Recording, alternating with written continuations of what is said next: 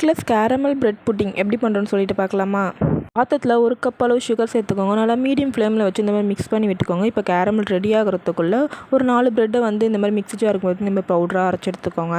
இப்போ கேரமல் நல்லா ரெடி ஆகிட்டோன்னே தனியாக எடுத்து வச்சுருங்க. இப்போ இன்னொரு பாத்திரத்தில் 1 கப் அளவு பால் சேர்த்துக்கோங்க. ஒரு 3 ஸ்பூன் அளவு கார்ன்ஃப்ளவர் மாவு கரைச்சி எடுத்துருக்கேன். இப்போ அதையும் சேர்த்துக்கலாம். பவுடர் பண்ண ப்ரெட்டையும் சேர்த்துக்கோங்க. கூடவே கொஞ்சம் சுகர் சேர்த்துக்கோங்க.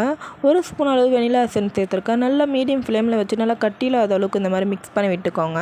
இப்போ இந்த அளவுக்கு நல்லா மிக்ஸ் பண்ணி இந்த அளவுக்கு நல்லா திக்காகி வந்த உடனே அடுப்பு ஆஃப் பண்ணிவிடுங்க. இப்போ ஏற்கனவே செஞ்சு வச்ச கேரமலோட இப்போ சேர்த்துக்கோங்க. சேர்த்துட்டு நல்லா இந்த அளவுக்கு தட்டி விட்டுக்கோங்க. இப்போ இட்லி பாத்திரத்தில் சின்னதாக ஸ்டாண்டு வச்சுக்கோங்க. கொஞ்சமாக தண்ணி வச்சுக்கோங்க. போட்டு மூடி ஒரு 25 மினிட்ஸ் நீங்கள் ஸ்டீம் பண்ணி எடுத்திங்கன்னா குச்சி வச்சு குத்தி பார்த்தீங்கன்னா ரொம்ப சூப்பராக வெந்து வந்திருக்கும். அவ்வளோதான். அப்படியே தட்டில் மாற்றிட்டு அப்படியே கட் பண்ணி சர்வ் பண்ணுங்கள். வேறு லெவல் டேஸ்ட்டாக இருந்தது. ஏற்கனவே நம்ம கேரமல் புட்டிங் வீடியோ பண்ணியிருப்போம். அதில் எக்கை வச்சு ட்ரை பண்ணிப்போம். இந்த எக்லெஸ் கேரமல் புட்டிங்கும் ரொம்ப சூப்பராக இருந்துச்சு. நீங்களும் ட்ரை பண்ணி பாருங்கள். எப்படி வந்தோன்னு கமெண்ட்டில் சொல்லுங்கள். தேங்க்யூ.